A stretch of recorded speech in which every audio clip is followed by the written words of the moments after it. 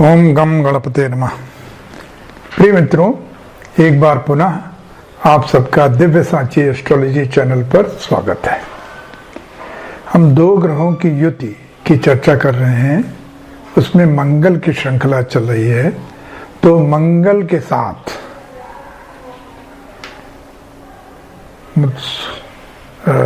चंद्र से लेके शनि तक की चर्चा कर चुके हैं। आज हम छाया ग्रह राहु का मंगल के साथ होने के बारे में चर्चा करेंगे। राहु का मंगल के साथ होने में कई ज्योतिषियों का विचार है कि बहुत ही खराब युति है, लेकिन कोई भी युति ना तो इतनी खराब होती है, उसमें जरूर कुछ अच्छाई रहती है, और जो कुछ अच्छी युतियां हैं उनमें भी कुछ बुराई होती है। तो इस तरह से एक मिश्रण होता है। ये डिपेंड करता है कि कौन से भाव में है, राशि में है, कौन से ग्रहों की दृष्टि पड़ रही है। तो जैसा बताया कि युति में जिस ग्रह की डिग्री कम है, हम ये बार बार चर्चा कर चुके हैं, वो अधिक प्रभावशाली होगा, और जिसकी डिग्री ज्यादा है वो कम प्रभावशाली होगा। और अगर दोनों की ग्रहों की डिग्री का अंतर 20 से ज्यादा है तो फिर युति का प्रभाव लगभग बहुत ही कम होता है, और जो ग्रह हैं मंगल और राहु या जो भी दो ग्रह हैं, उनके इंडिपेंडेंट प्रभाव, अकेले के प्रभाव ज्यादा काम करते हैं। इसलिए हमने अपने डिस्कशन में हर भाव में आपको अकेले ग्रह के होने का तथा युति में होने का दोनों की चर्चा की है।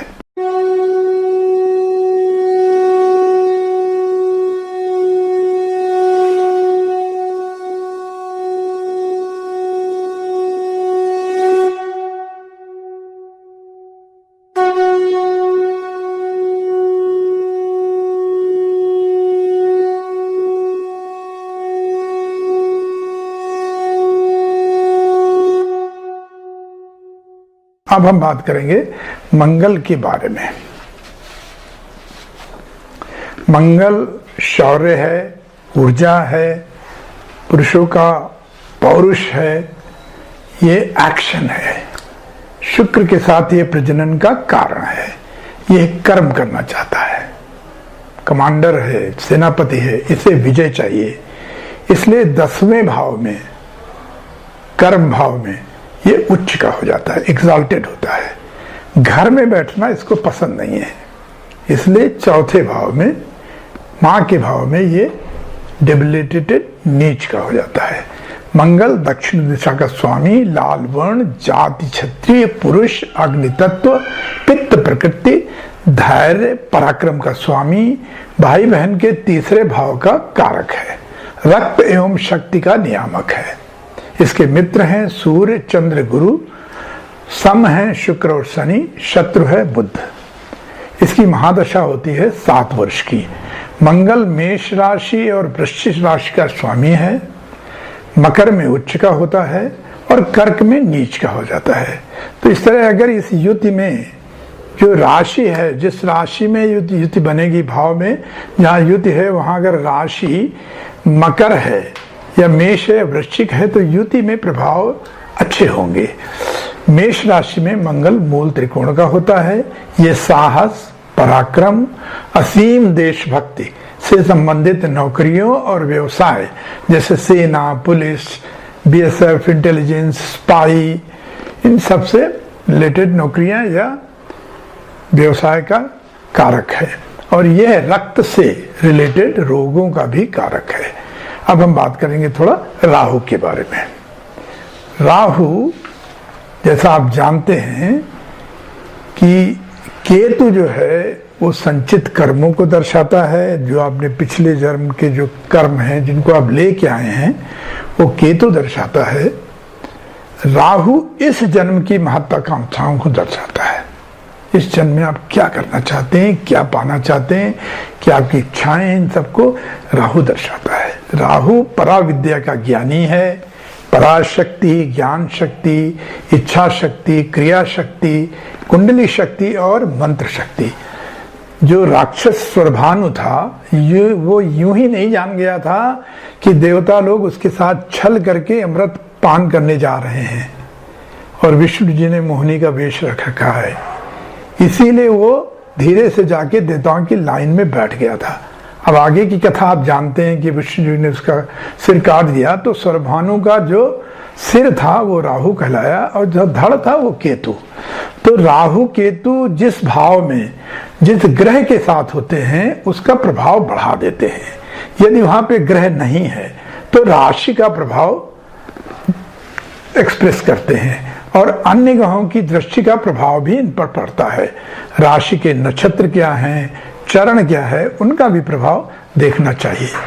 राहु ऑब्सेशन है, राहु ह्यूमन लाइफ का एक डार्कर साइड भी है। राहु सॉफ्टवेयर है, एक ऐसा सॉफ्टवेयर जिसका हार्डवेयर जो है वो विभिन्न नक्षत्रों के साथ, ग्रहों के साथ जुड़ता है। उसका अपना कोई हार्डवेयर नहीं होता, उसको हमेशा एक अप्रूवल चाहिए। और राहु को और कहें तो वो निगेटिव साइड में confusion, wrong decision, emotional disturbance, जातक को शांति से बैठने नहीं देता। अत्यंत भौतिकवादी होता है, मटेरियलिस्टिक एक्सट्रीम्स में ले जाता है, या तो बहुत ऊपर या बहुत नीचे।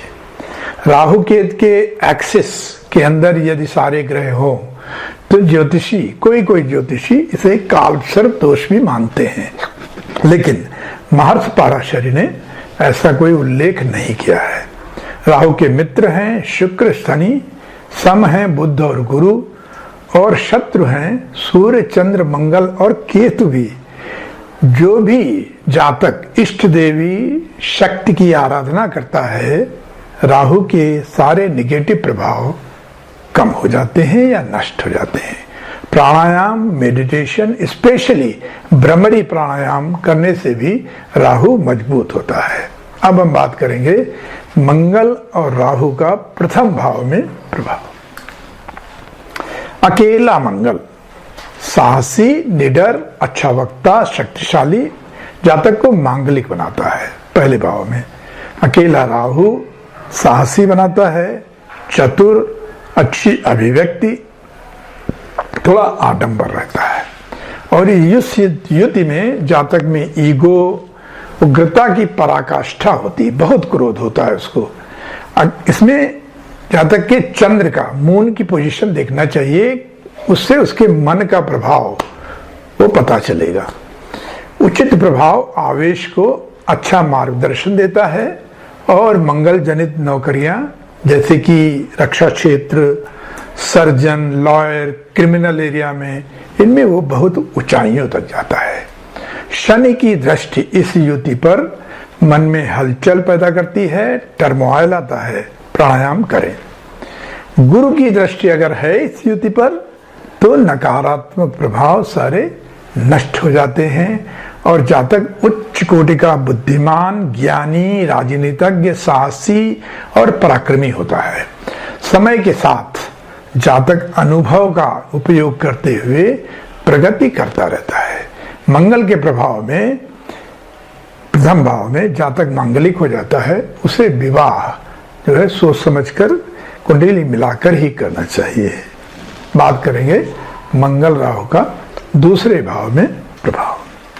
तो दूसरे भाव में अकेला मंगल धन कमाने में व्यस्त रहता है जातक, थोड़ा कंजूस होता है, झगड़ालू भी होता है थोड़ा सा, लेकिन बहुत ही अच्छा वक्ता होता है। राहु अकेला, उसका लक्ष्य होता है धनार्जन, और धनार्जन के लिए बाय एंड लार्ज वो कुछ भी करता है।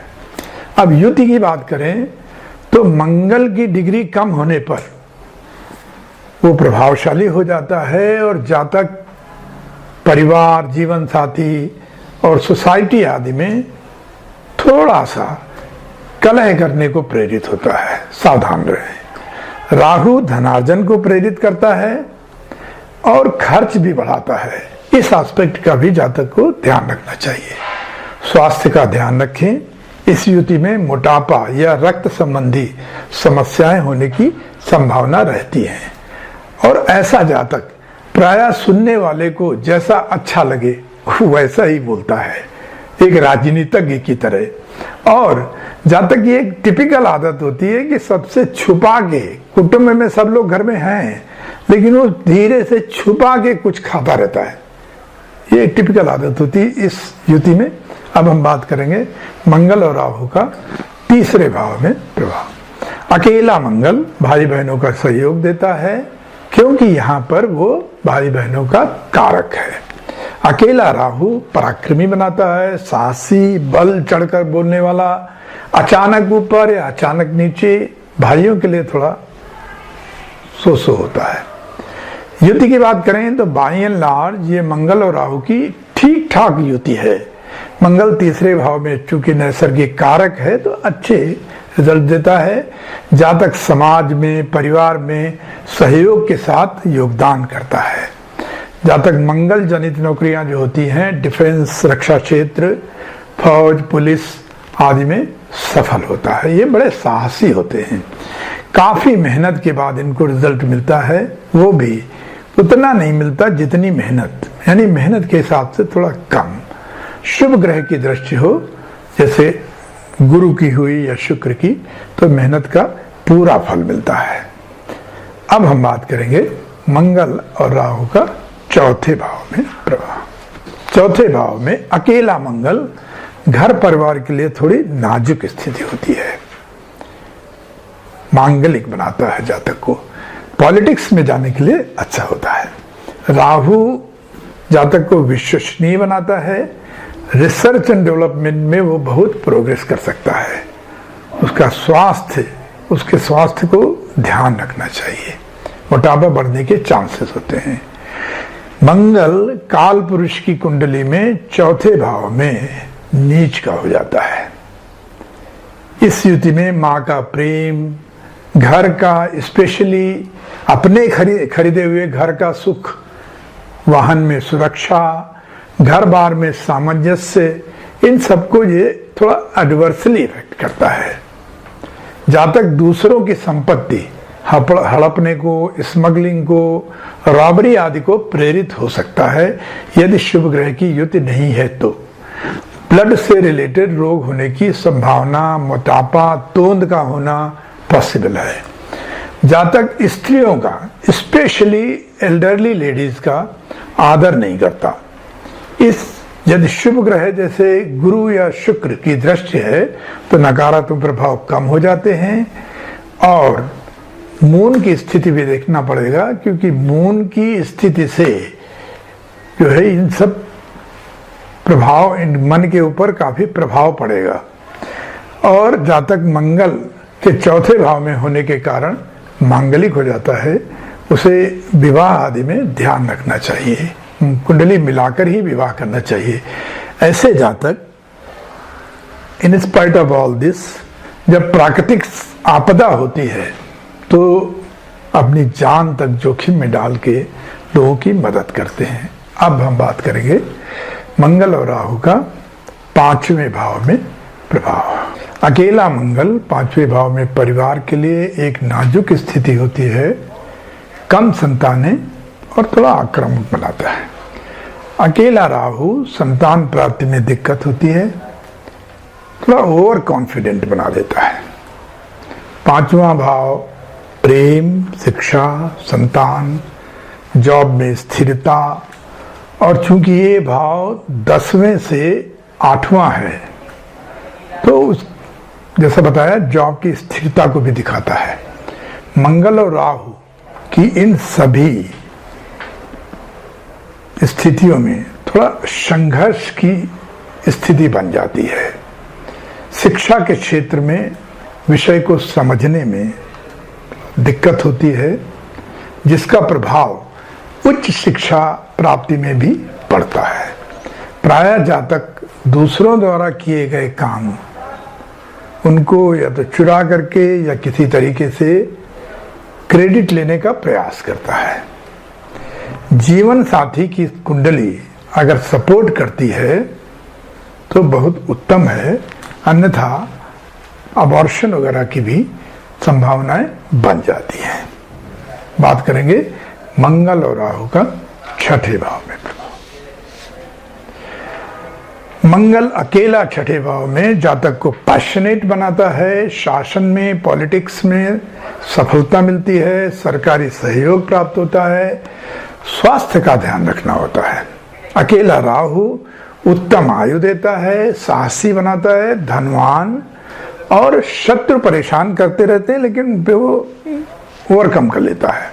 अब दोनों की युति की बात करें तो छठे भाव में राहु और मंगल की युति अच्छे प्रभाव देती है। जातक उच्च कोटि का डॉक्टर, सर्जन, प्रायः क्रिटिकल केसेस डील करने वाला, जैसे इमरजेंसी वाले केसेस, और एक अच्छा लॉयर, उसमें भी जनरली क्रिमिनल केसेस डील करता है। एंटरप्रेन्योर, फैक्ट्रीज का मालिक, वो भी ऐसे जैसे कि हैवी ड्यूटी, बड़ी बड़ी मशीन जहां लगी रहती है उनका मालिक होता है या वहां काम करता है। जातक स्वस्थ रहना पसंद करता है, एक्सरसाइज, व्यायाम करता है, अपने आप को फिट रखता है। बेसिकली बहुत ही कॉम्पिटिटिव होता है, एनिमीज या एडवर्सरीज को हमेशा ओवरकम करने में सफल रहता है। यदि छठे भाव की राशि मेष, वृश्चिक या मकर है, जो हमने शुरू में भी बताया था, तो इस युति के प्रभाव अच्छे पाए जाते हैं। बात करेंगे मंगल राहु का 7वें भाव में प्रभाव। अकेला मंगल विवाह में देरी करवा सकता है, कभी कभी 2 विवाह की भी संभावना देता है। जातक पत्नी के कहने में चलता है, थोड़ा स्टब बॉन्ड होता है, आध्यात्मिक होता है और उसको अलौकिक शक्तियां प्राप्त होती हैं। जातक मांगलिक हो जाता है, 7वें भाव में मंगल जातक को मांगलिक बनाता है। अकेला राहु वैवाहिक जीवन के लिए एक नाजुक स्थिति है, प्रायः प्रेम विवाह या जान पहचान का जीवन साथी मिलता है। बिजनेस डीलिंग में बड़ा ही स्ट्रेट फॉरवर्ड होता है। युति की बात करें तो ये वैवाहिक जीवन के लिए एक नाजुक स्थिति है, संघर्ष काफी होते हैं। जातक अपने ईगो के चक्कर में संबंध निभाने में संघर्ष करता है, जैसे तैसे निभा ले जाता है। सदाचार आवश्यक है, अनैतिक संबंधों से प्रेरित होता है, सावधान रहें, पार्टनर के साथ उचित व्यवहार करें। कभी कभी ऐसा जातक बिजनेस में सफल तो होता है लेकिन फ्रॉड, फोर्जरी, चीटिंग आदि करने की भी लालसा करता है। ऐसा ना करें, मुश्किल में पड़ सकते हैं।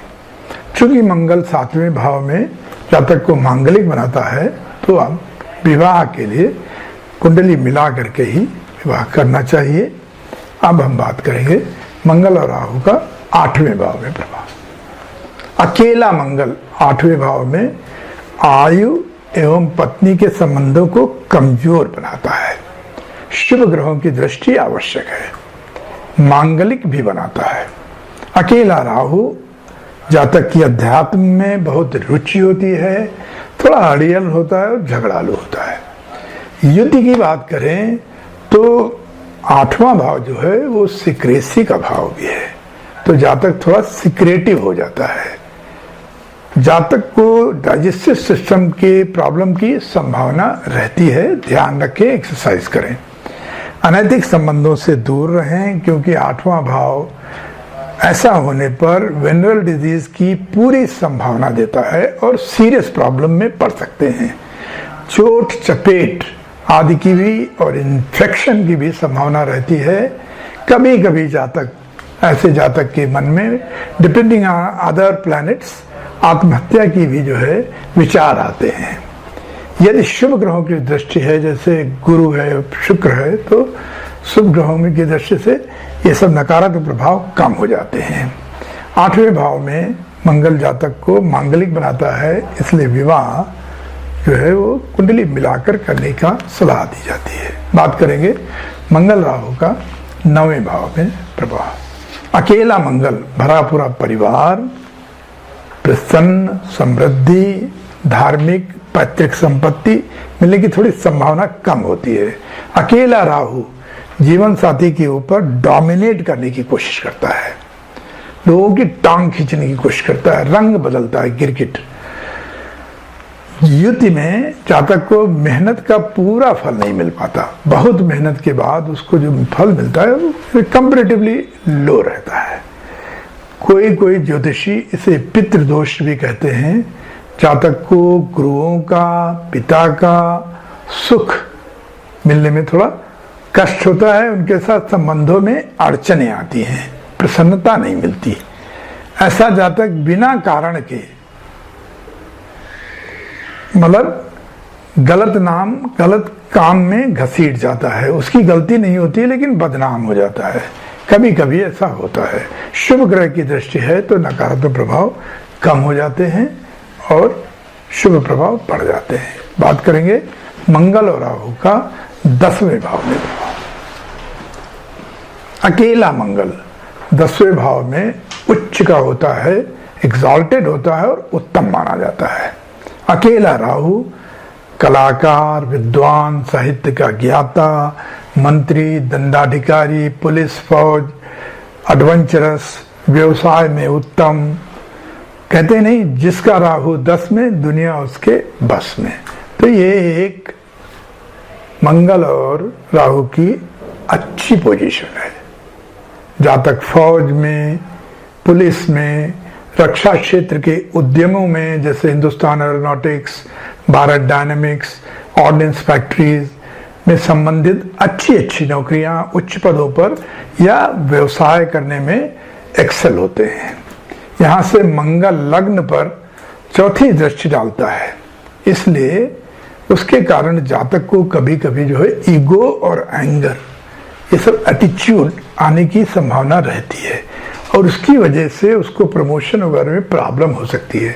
इसका ध्यान रखें, अपने एटीट्यूड पे नियंत्रण रखें। राहु के प्रभाव मंगल की प्रगति में तेजी लाने का प्रयास करते हैं। डिग्री देखें कि कौन प्रभावशाली है।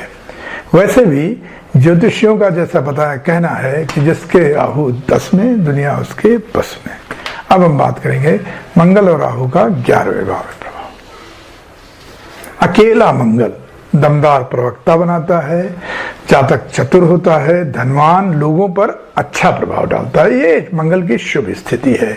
अकेला राहु अच्छा स्थान है राहु का। आर्मी, नेवी आदि में एक्सेल करता है जातक। फॉरेन लिंक्स भी बनने की संभावना होती है, या तो वो व्यवसाय करता है या वहां सेटल हो जाता है। युद्ध की बात करें तो अगर मंगल की डिग्री कम है तो वो प्रभावशाली हो जाएगा और जातक फौज में, पुलिस में, इनसे रिलेटेड नौकरियों में व्यवसाय या नौकरी करता है और अच्छा धन उपार्जन करता है। कभी कभी अंडरहैंड डीलिंग के लिए प्रेरित होता है, इसको अवॉइड करें।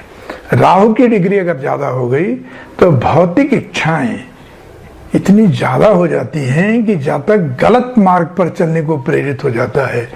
टेररिस्ट हो जाना, डिक्वाइट, रॉबरी आदि पॉसिबल है।